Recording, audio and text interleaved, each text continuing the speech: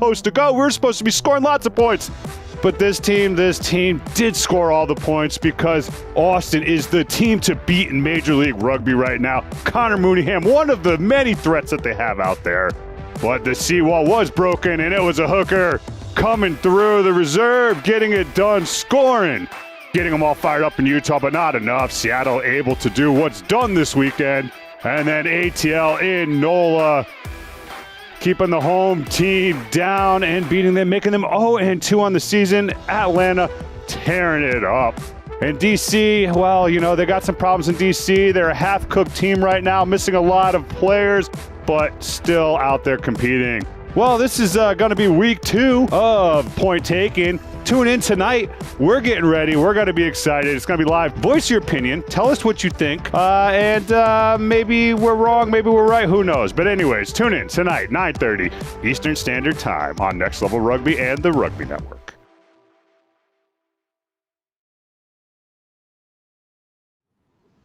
All right, week 2 of the Point Taken, and right out of the gate, Pat Clifton, it's man down, James Patterson.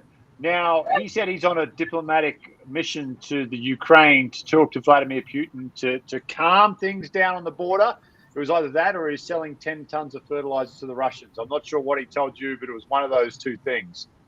How you doing, buddy? How you holding up after week 2 of MLR? Oh, he's speechless. Pat's frozen. All right. Exciting stuff, man. It's my Houston Sabercat stock is.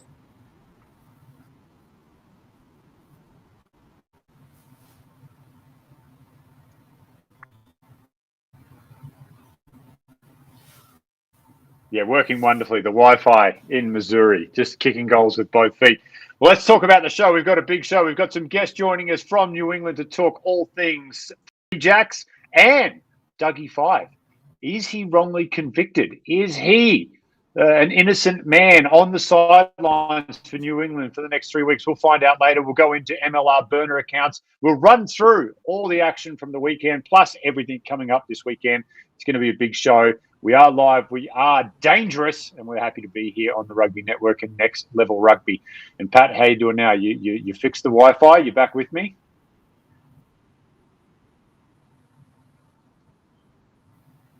You tell me. Am I coming through clear and present? Just a 30-second delay, that's all, but we'll work through it. Let's talk all the action from the weekend. We'll go through who's hot and who's not. Yikes. Let's start off boys. with the hot side of things, Pat. Week 2, who's hot for you?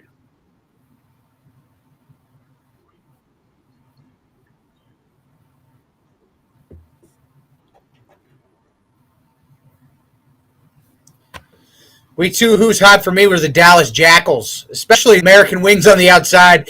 Eric Napaska, the number 1 draft pick. I think he's getting a little tired of everybody talking about Tavita Lepetti up there in Seattle. Him and Aaron Gray, the other wing from Kutztown, matching up, burning the guys on the outside. The Jackals didn't quite get the win. They were separated from late in the game, but I think they showed that they've got some salt in them. And myself, you included, talking about a winless season potentially for the Dallas Jackals. I think they showed this, especially led by the number 1 draft pick and Eric Napaski, that they're here to play and they might actually contend and put some W's up later in the season. Guilty as charged. I think I'll throw my hand up saying I may have been a little hasty in saying a winless season for the Jackals. Did they look good, or did San Diego take them lightly and look bad there at home, looking a little slow? Maybe the age of that side is starting to already show signs in San Diego. Mate, for me, it's Austin Gilgronis, 100 points in the first 2 weeks. Last year, they couldn't score a try to save themselves. They were defensively the best side in MLR. This year, my God, no one can keep them out. Connor Mooneyham, we talked about him as a star that the MLR needs to push and get behind. His stock continues to rise. Julian Dominguez, to me, early season buy of the year. Julian Dominguez, he's just been an absolute threat on the other wing for the Gilgronis. Really like what Sam Harris and Mark Gerard are doing out there. Let's see if they can keep it going. All right, Pat, now we have to go on the other side. Who's not? Who's trending down for you in Major League Rugby?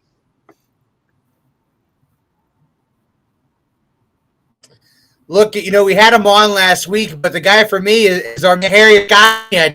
An absolute squeaker in that It looked like Sam Fido was too hot for him to handle out on the wing. And the game-winning try against Rugby New York. There's a lot of talent down there now in the SaberCats, and Labuschagne has been the man week after week. I'm wondering if he's going to have a little trouble holding on to that starting jersey, and I'm wondering where Maka Anufe is too. Is he injured? If he's not, I think Labuschagne might need to lose that jersey, which will keep the female fans down in Houston pretty happy if he sheds it. If I remember, those abs are quite the feature on the Netflix series. Yeah, to be fair, Pat, when you go home after a game like that, no one wants to miss the tackle that end up costing your team the game. But when you go home, get out of the shower and look in the mirror, and that's what you see, you can't be too disappointed. You can't be too sad about what happens on the rugby field. But yeah, Harry, maybe the point taken curse claimed its first victim. Come on the show and don't have the best game, but he'll bounce back. That whole SaberCat side, I think, is going to trend in the right direction. So. Where were you watching? Any interesting locations that you watched? Because you've got a big weekend coming up. Let's just touch this one. You've got a huge weekend coming up this weekend, Pat. You've got a sevens tournament you're running in Kansas City. Give us a quick rundown on that and where we can watch it and catch up with some of the indoor sevens action that you've got going on.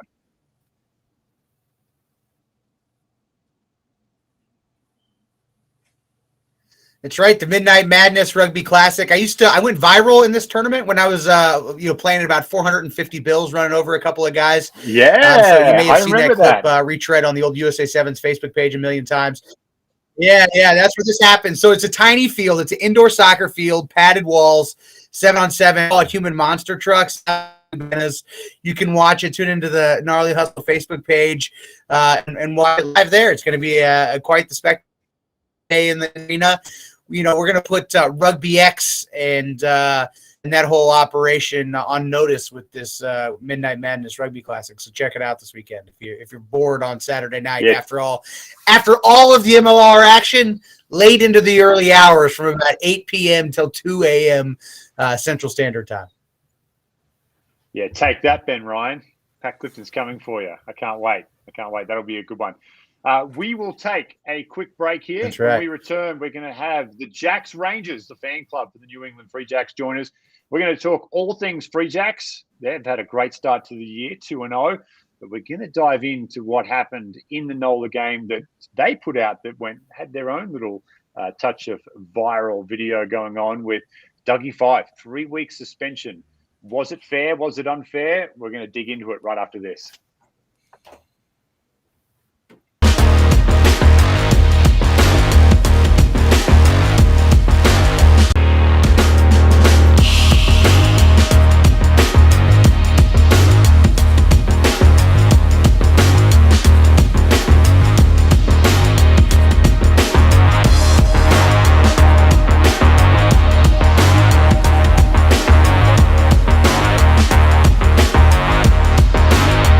Yeah, so Roots is pretty much here to show the world what happens when brothers and sisters of African descent unite.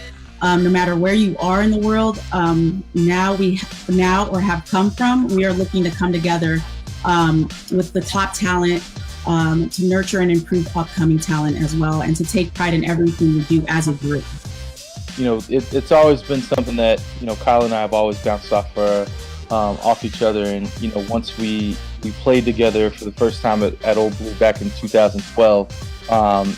Right then and there, it was already one of those deals where part of what made our friendship so great was just the fact that we knew what each other was going through without having actually to know about their past. Aside from rugby, we also want to kind of create a community for our people where we are also providing professional guidance and educational guidance and just personal guidance and just being there for each other on and off the field.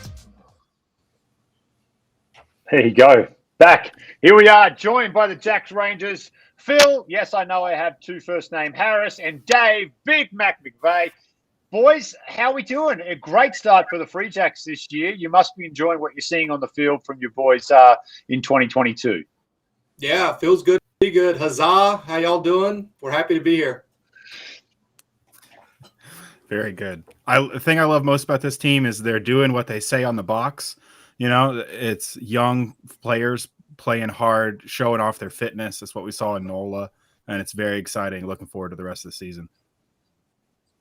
Well, tell us a little bit about how Jax Rangers came to be. Every great sports team has a great fan base behind them, but the Rangers, how did you get your name? How did you form? Where did you start? Was it in the dark corner of some pub? Was it someone put the lantern out? The Rooney are coming. Like, what's the history? What's the backstory to you guys?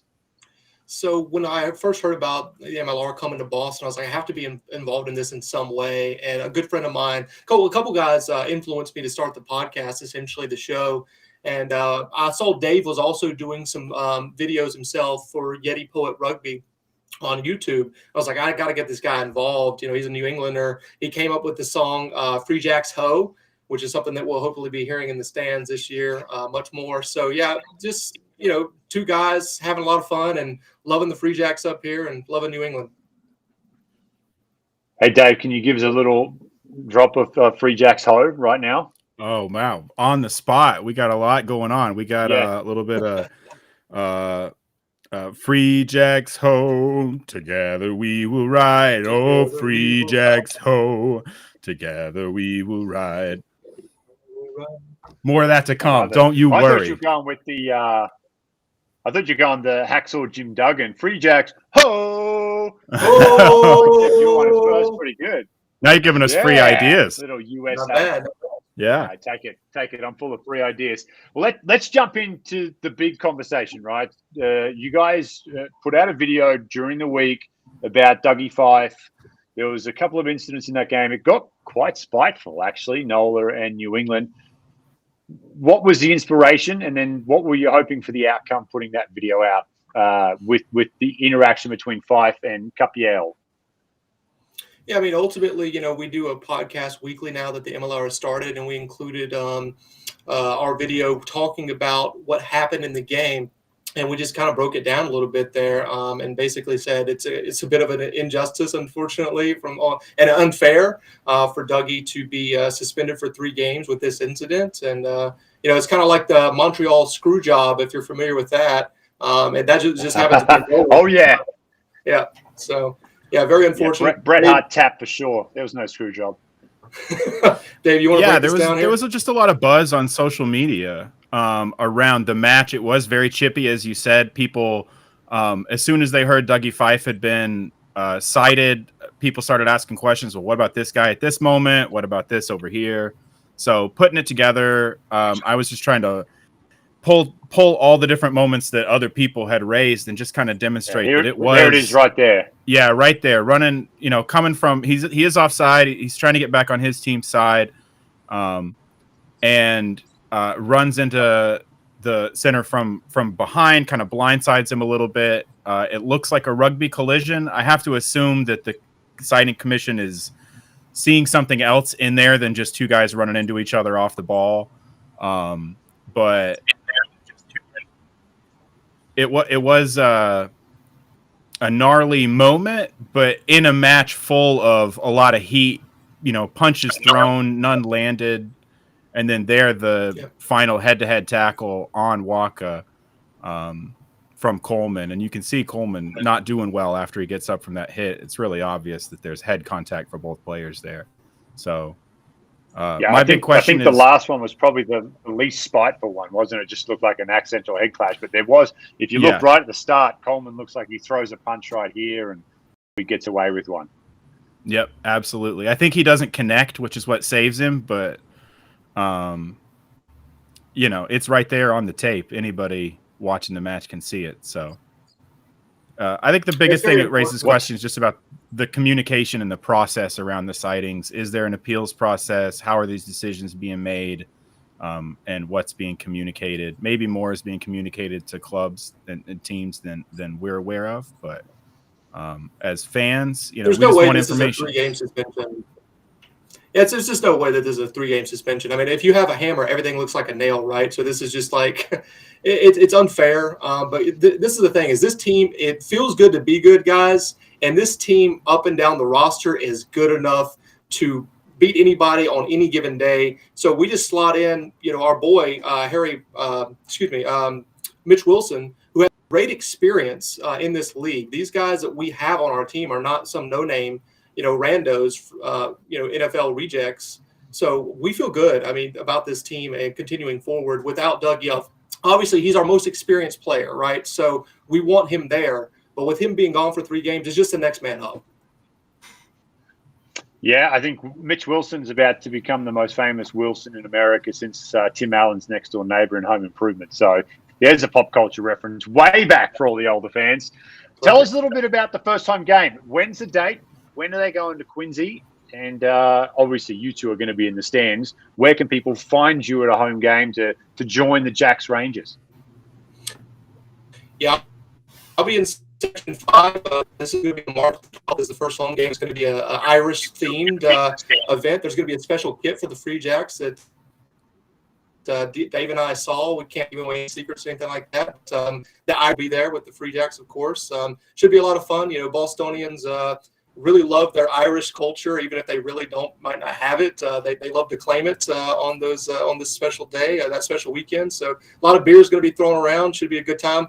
A bad day to be a cold beer there in Quincy, Massachusetts on March the 12th. Could be a couple of restraining orders filed for Phil Harris's lips and the Boston Brewing Company. Or who's the sponsor? Now there's a beer sponsor up there. Who are they? That's who you're gonna. Yeah, that's Baxter Brewing Company. Baxter Brewing, Maine, I believe they have a Free Jacks IPA that will be pouring copiously on the day. It should be a blast. It's going to be a full day of rugby starting at noon. My club, Charles River Rugby, is actually kicking it off, playing against the Boston Irish Wolfhounds for a curtain raiser. Then there's a New England Independence versus Toronto A-side match.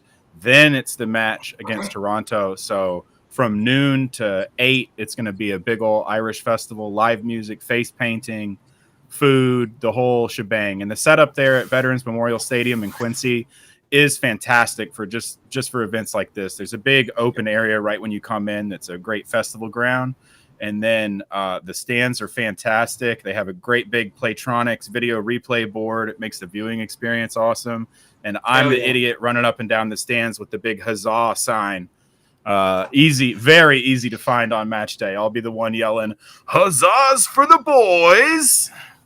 Huzzah, baby! Woo! There we go. The Jax Rangers. Hey, make sure you give Tom Kindly plenty of shtick too. Just don't let him get comfortable on the sidelines there. Plenty of chirping. See if you can get your huzzah back. I'm sure TK can manage that.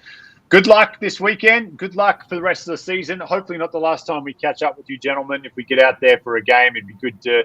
I won't do an IPA. That tastes like that Pine Sol damn toilet cleaner stuff. But I'll do a couple of beers with you either way. All right. Cheers, Dan. We Thank appreciate you guys it very for the much. opportunity. Thank you. Appreciate you. Appreciate your support for Major League Rugby and in particular the Free Jacks. They're lucky to have both of you on board as true diehard fans, and appreciate you guys coming on short notice to talk all things.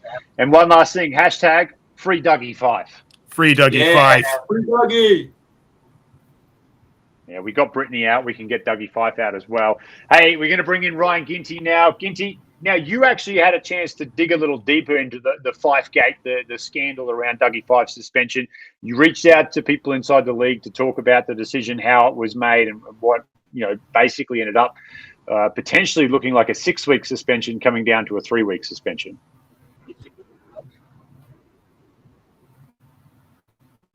Yeah, you're on mute. So maybe unmute.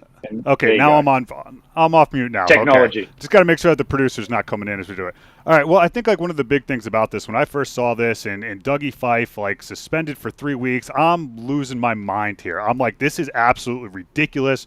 Last year you had an unnamed warrior going out decapitating people on a weekly basis, and nothing happened. But I thought it was interesting hearing these gentlemen talk, and specifically they were wondering, is there an appeals process? What happened? How did this come about? And like you said, I did get to talk to one of our inside sources, and after talking with them, I kind of understand where they're getting at. I understand this, and I'll just relay a little bit about what was said. It would ultimately come down to Rule 9.12. There is an independent citing commissioner this year for each game in Major League Rugby. So every single game, there is somebody that is paying attention to it, that is going back, and that will look at the footage, which is something that wasn't last year. Last year, it was a team review. So what happened was that you would have to say, hey, I feel like I was hard done here. Here's the video evidence. There needs to be a review. This year, that isn't a process. And last year, interestingly enough, there wasn't that many reviews because I would assume that it was kind of like stitches, Ginty. Yeah, I'm not going to rat you out. You don't rat me out. We'll see what happens, right? So, but this year you don't have that option. So there is an independent citing commissioner.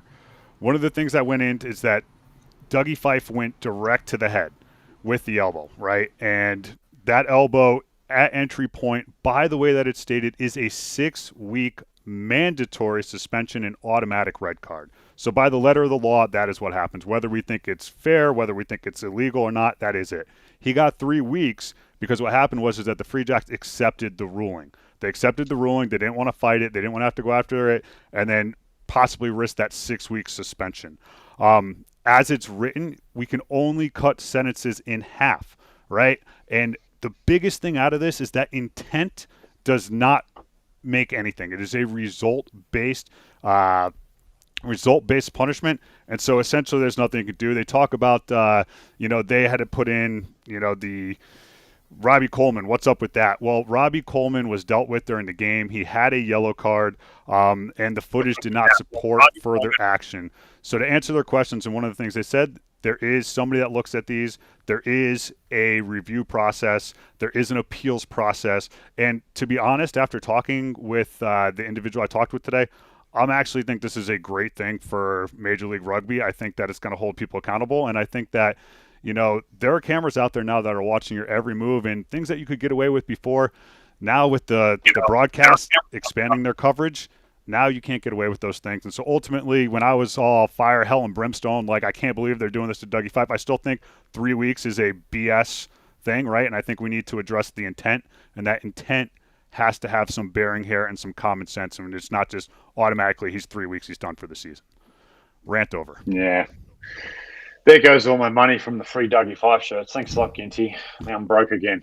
All right, we will take a short break. When we return, my favorite segment, Pat's monologue. He'll go deep into what's troubling the mind of Pat Clifton this week. When we return from the break, that and so much more. World Cup so far has involved a lot of joy, a lot of passion, a lot of hard work, a lot of blood, sweat, and tears, heavy on the sweat. But I think the piece that's sometimes left out in these discussions is that it also takes a lot of support from your teammates, but especially support from the community. So grateful to have organizations like the XV Foundation to sort of streamline some of that support to help me and the rest of my teammates get to the World Cup in the best position we could be in.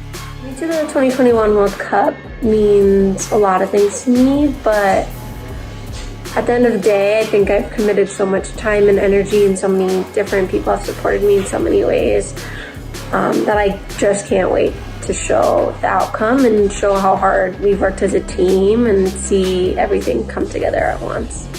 To the World Cup mean to me, I think it's largely been about backing in myself and believing in myself. I think I've accomplished things that I didn't ever dream were possible, and I think opening up my mind to those possibilities and believing in myself has been one of the biggest and most meaningful things that I've gained along the journey to the World Cup. Even during a pandemic, coaches and players have worked tirelessly to improve ourselves and bring the best team possible in 2021. This World Cup journey definitely means challenging myself physically, mentally, and emotionally daily. So just for the chance to represent myself, my family, my country, and everyone else that's working really hard to do the same. Going to a World Cup has been a dream of mine since I started playing rugby around the age of 14. So to have been so heavily involved in this cycle and to have had the opportunity to grow with all of my teammates makes me really excited for the 2021 World Cup, and I can't wait to see the squad go down to New Zealand and really perform for all of our supporters back here. If you want to be a champion, you have to work hard to make something happen. So I'm going to work very hard to make myself a leader. Bye! To me, the journey to the World Cup is all about joy. Over the last couple months, having some time away from the rugby pitch, I have realized more than ever how much joy rugby brings me. these next couple months leading up to the World Cup is all about waking up every day, even on the hard days, and finding enjoyment in my training, finding joy with my teammates, just enjoying every single minute I have on the pitch, and hopefully leading to some joy at the World Cup. This World Cup journey means the world to me. It will represent unity and perseverance. After being in a global pandemic, this will provide a safe opportunity for countries all around the world to come together to pursue excellence and have their hand at a gold medal. It's going to be an amazing opportunity, and I can't wait. The journey to the World Cup is about being a part of something that's bigger than yourself. It's about enjoying each and every day, each and every moment, to striving to be the best version of hope that I can be as a person as a player, to try to impact my team in a positive way.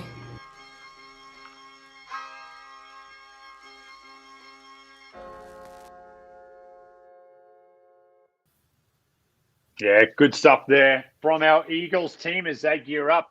It was supposed to be in New Zealand, Pat, but they will be getting that World Cup scheduled here shortly, and excited to see what they can do down there. It should be an interesting challenge going down to the Southern Hemisphere for a World Cup.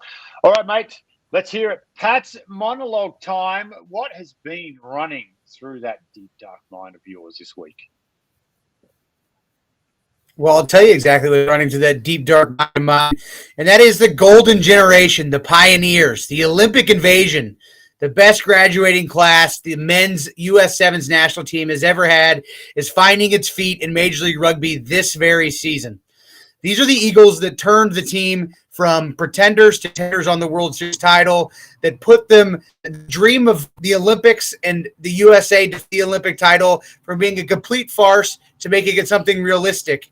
In the 11 seasons spanning 1999 and 2000 through 2011, 2012, that's the beginning of the Sevens World Series through 2011 through 2012.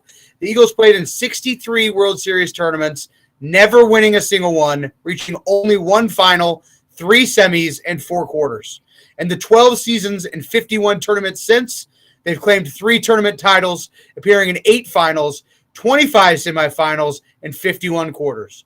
In other words, 100% tournament titles, 90 final and semifinal appearances, and 82% of their all-time quarterfinal appearances have been earned since 2012. Those players, the people that did that, the Danny Barretts, the Matai Liutas, the Maka Anufes, the Martin Yosefos, they're now in Major League Rugby. I know we talked about it a little bit before the season, and I was on what their impact would be in this season. Martin Yosefo absolutely scorching last weekend. Danny Barrett getting his first start for the SaberCats. Matai out there every weekend. What is your thought on the impact of this Olympic golden generation just a couple of weeks into Major League Rugby, and what they can do throughout the season, and will we see these guys becoming household names by the season's end? Yeah, guilty, massive Martin Yosefo fan.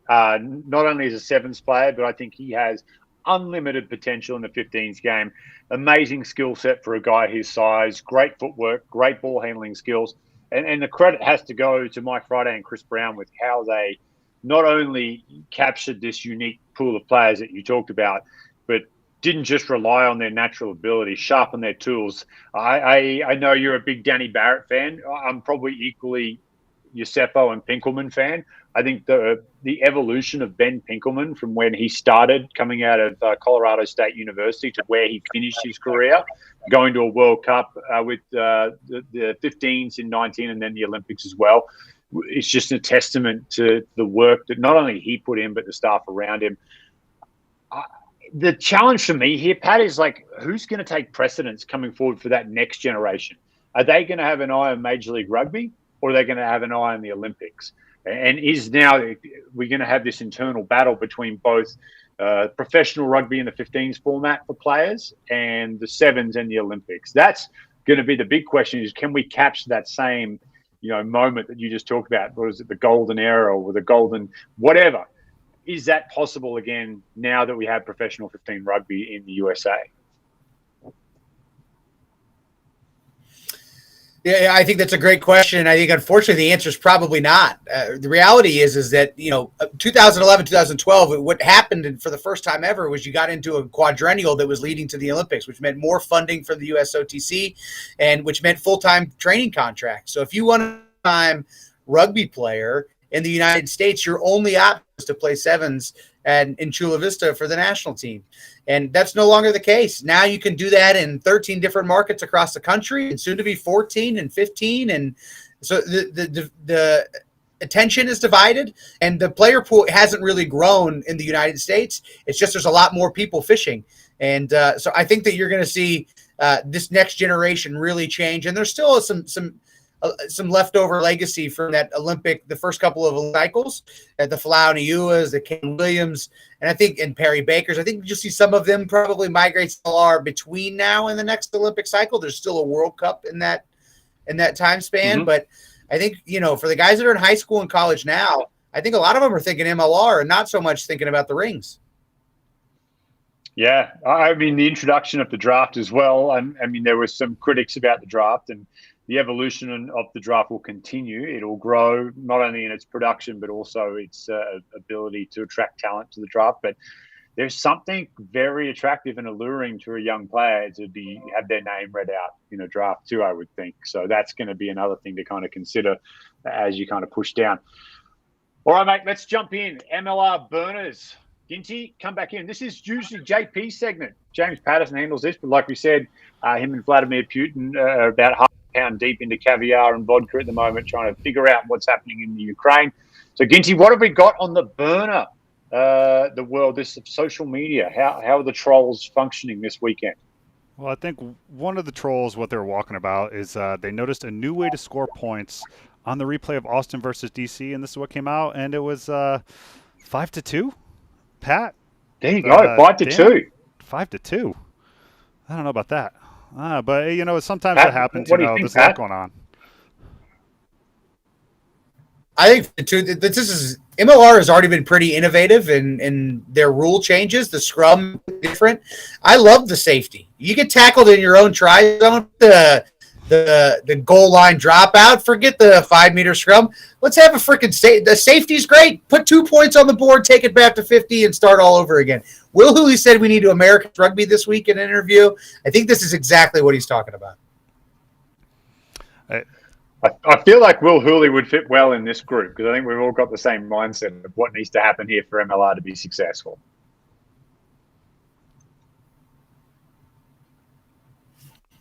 Yeah, no one. Great. No, I'm just waiting for Pat. I don't know if I'm waiting for Pat's eyebrows are moving. Is something coming after that? I don't know. We'll see. But something else. It's just a Reddit. I want to go back to it and show it. That's some people that were poking around a while ago, and now they're turning back up. Apparently at the Super Bowl, there was somebody from the NRFL going out and handing out deflated balls, which is funny because it is definitely something, that is deflated as a league. We haven't seen it take off. We haven't seen it go anywhere. I heard a lot of promises, and nothing has ever come through. Pat, over under on NRFL actually ever existing? Well, I don't know if under 0, that's where I would set the line at 0% chance of it ever existing and still somehow go under. So the NRFL is the reason to blame that I was, 3 years late into Major League Rugby and falling in love with it because, it was just another one of a long line of paper cuts that got you deep as an American fan of promises that didn't get made. And then you had pro rugby, and boy, what a botched abortion that was. But man, am I glad NRFL. Let's burn the balls. Let's have a ball burning. I usually am not for burning anything, but let's burn the balls. All NRFL balls, send them to 6317 Raytown Road. We'll burn them and make content out of it. Dan? I just find it ironic that we had New England fans on and then you showed deflated balls. I don't know if you're taking a shot at them or what we're doing here, but hey, I'm not one to point fingers, but if you want fingers, you take 6 fingers for 6 rings. And just remember that. That's what happened out of New England. You deflate a couple balls, you get 6 rings. That's good. You spy, camera. It's all good. Bill Belichick, he just misinterpreted the rules. How many rings did he get in New England? Was it 6 in New England, 1 in 10? You got 7 total? I thought he only had 6. Okay, maybe 5. I don't know. Whatever. It was 5. He's got 6 total. Tom Brady's the GOAT. It was him and Gronk anyway. That's as New England as it gets. All right, any more on the burners? Any more on the socials coming through? Well, we do have one more, but am I saving this one for you, Pat? It was about kicking. Is that for you later? There was a special No, guest he's kicker. not doing the kicking. Throw it up. All right, so special guest kicker, if you weren't paying attention, Ma'ananu came on, and he actually kicked a conversion. It's not the first time he's done it, but wasn't as very successful, was it?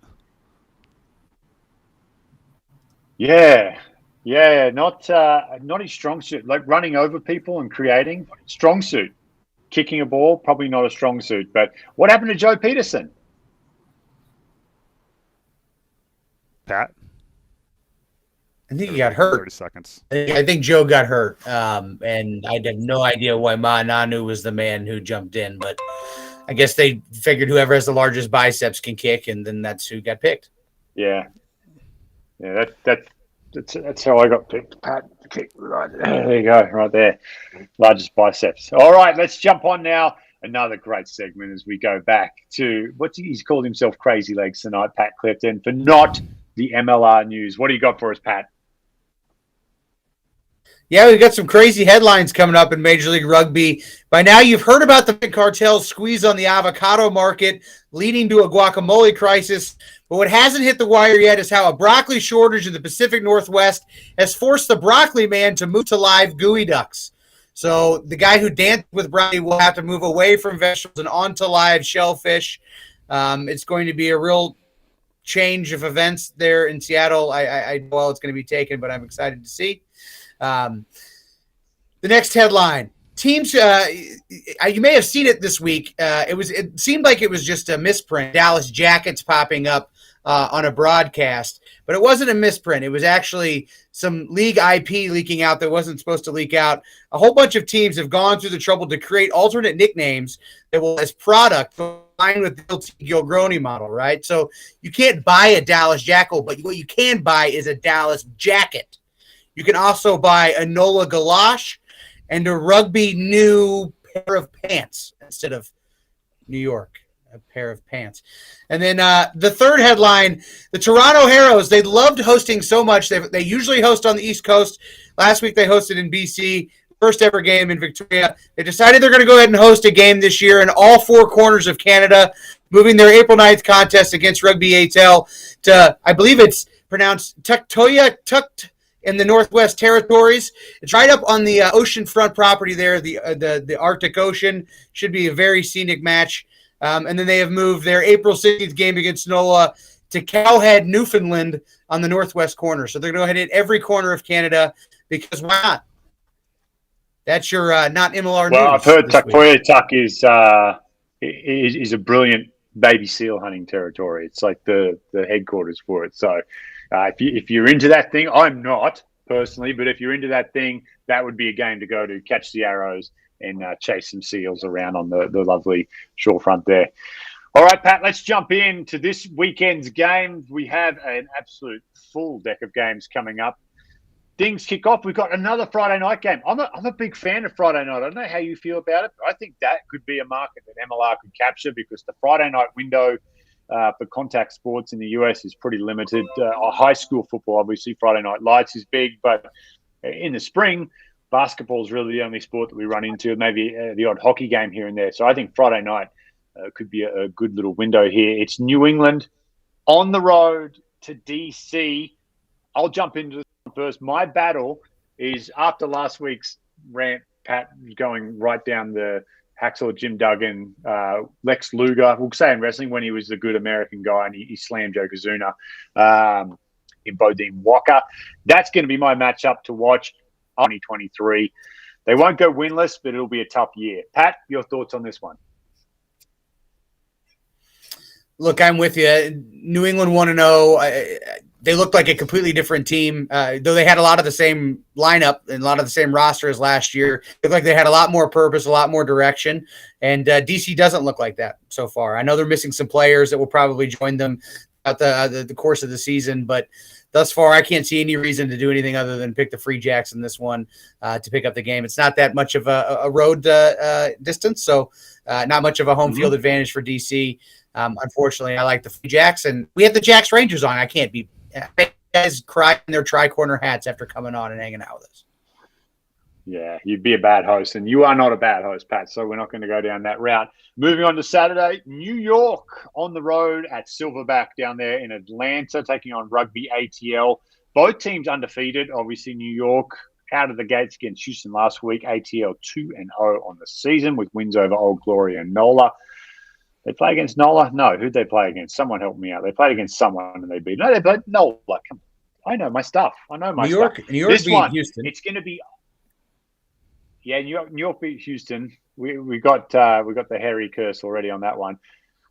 This one for me, Pat, is going to be the battle of old versus new. So you've got Andy Ellis, who will probably start at 9 here this week in this big Eastern Conference rematch championship, taking on Van Skolkwijk, who's been playing 10 and playing quite well. The challenge for Van Skolkwijk is not to get caught in Andy Ellis's traps. He's one of the best at setting up plays, especially coming out, jumping out on phase play, doing a little bump run and then playing out the back. Then Skolkwijk has to lead the defensive line for ATL. It's been one of their strong points in their first season and 5 games. He has to be the leader and not bite down. If he bites down, they all have to bite down. There's going to be opportunities out the back. Sam Windsor, very smart 10. They've got great finishes, obviously, with Fido with 2 tries against Houston. So they've got threats on the outside. Ben Skolkwijk has to give Andy Ellis the respect he deserves, but not too much where he gets intimately involved with him when he doesn't have to. Who you got in this one, Pat? Look, I think this is the West is a little bit more murky. I think that the Giltinis, no one's going to cross them off yet. You've obviously got Houston looks like more of a contender. Austin looks fantastic. But in the East, I think it's starting to stratify already early. And this could very easily be the top team in the East at the end of the season. It's a very tough one. Look, I probably slept on New York coming into this. They went and got a huge road win last week in Aviva. But I think that I'm going to have to take Atlanta at home. But I think it's an absolute pick 'em. I'm going to take Atlanta at home. Their offense looks like it's taken a huge step up this year. Maybe the leash is taken off with Stephen Brett taking the full reins on offense. I think that their attack is you're seeing that result in a better attack for them. And it's a home game. It's tough to win 2 big road games in a row. It's an absolute pick 'em. I would love for this to be the champion in the East at the end of the season, but I'm going to take Atlanta. Yeah, I'll go against you. I'll go New York. I didn't make my pick. Moving on, Toronto 0-2 against NOLA 0-2 down in New Orleans. Who would have thunk it? Both teams not undefeated. They're totally defeated. Haven't got a win yet this weekend. This is James's games. He was meant to take those, but like I said, diplomatic priorities for JP. If we see him on the world news there waving a Russian flag, we know it's gone astray over there, and hashtag pray for JP. So I'll do my best James impersonation for this one. Oh, hey guys, it's Pato here. Just going through my picks for this weekend. I'm going to go for Toronto to get the win on the road over NOLA. Players to watch are Sammy Malcolm, because he's from New Zealand and his choice like me, and Devon Short, because his hair's pretty choice as well. All right, Pat, who do you think on that one? I'll go with Pato. I'll go Toronto as well on the road. Yeah, this one seems relatively easy to me, honestly. I'm going to take Toronto on the road. I think it's going to be a rough year for NOLA.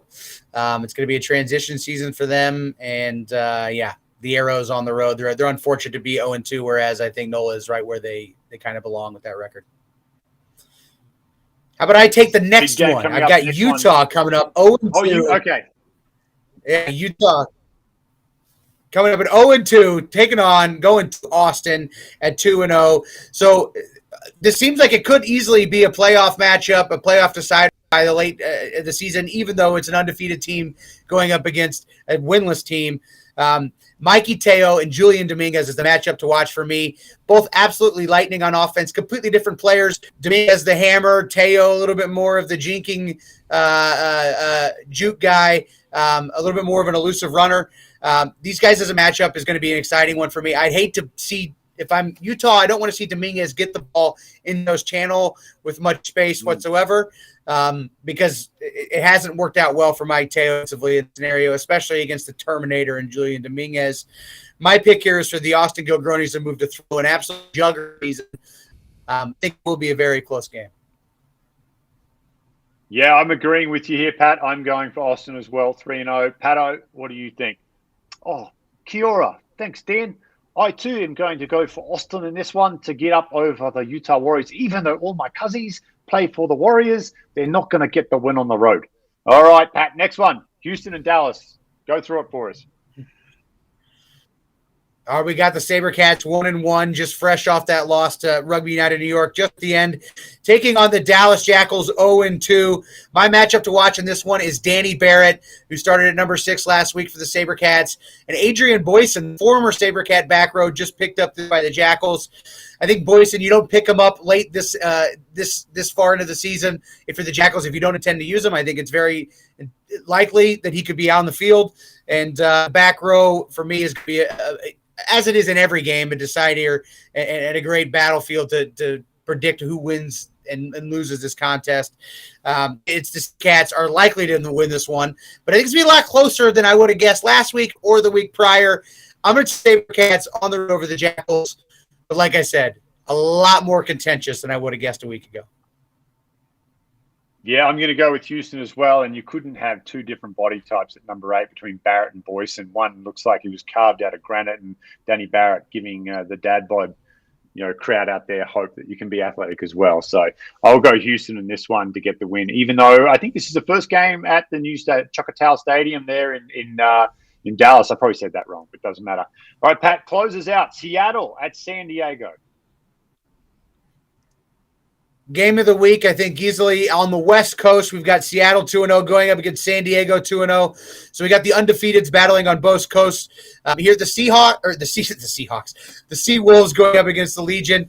I think this one is Lepetti versus Nanu. Keeping with the American versus foreign theme, the young up-and-comer and Tavita Lepetti, the rookie of the year, I think so far, had a fantastic first couple of weeks.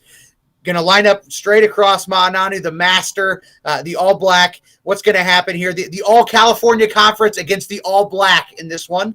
I'm going to take the Seawolves. I think they have looked a little sharper. I'm not sure if it was the Jackals being much better last week or if the Legion had to step down. I'm going to take the Seawolves to win this one. I like them just to tail 1 through 15.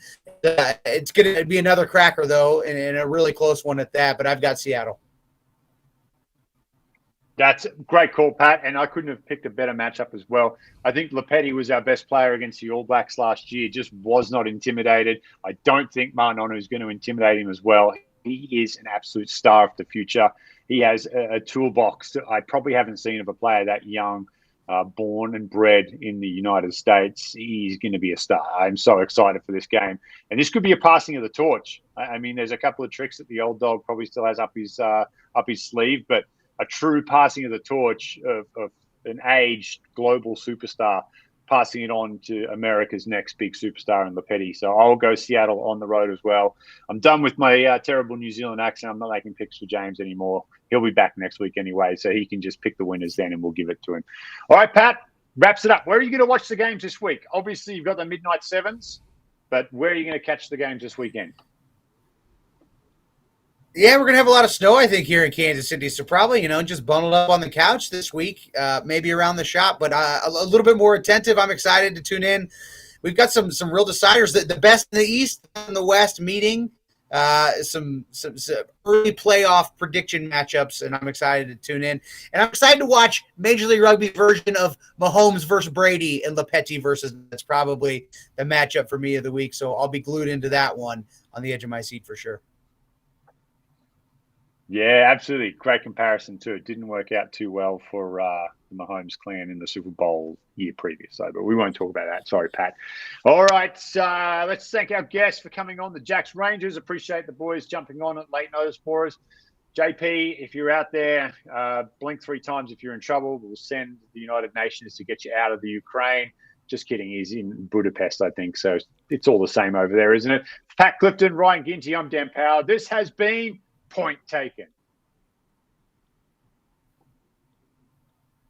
There's a reason in Malden why we leave it on the field Tuesday and Thursday, and it's for those last that match. There's a reason why we do it. There's a reason why you guys take punishment. We go to the dark place and we figure it out. That's how it works. That's the heart of a champion. There's a reason, boys. There's a reason. Let's sort this tiny celebration and we're on to the next job, boys. We're on to the next job. Yeah. We're not done yet, boys. Not done yet. Boys. Players only. Players only. Boys. That's how the champion right there. Thank you, Jerry. That's what we are all about as a club, boys, huh? We never give up. Every club in the country, we're down 17. Heads go down. Our heads stay up the whole time, boys. All 12, heads stayed up. Heads stayed up. And that's where we win games. Doesn't matter if it's 1 second left or a minute. We will not stop until that clock stops. It's 0. Fuck yeah. And that's what it means to be part of a Mystic River Rugby Club, boys. Let's go, boys. That's what it's all about. It's now. Hey, boys. Carry on. Hey, boys, the job's not done though, huh? On to the next. We're not. Hey, job's not done.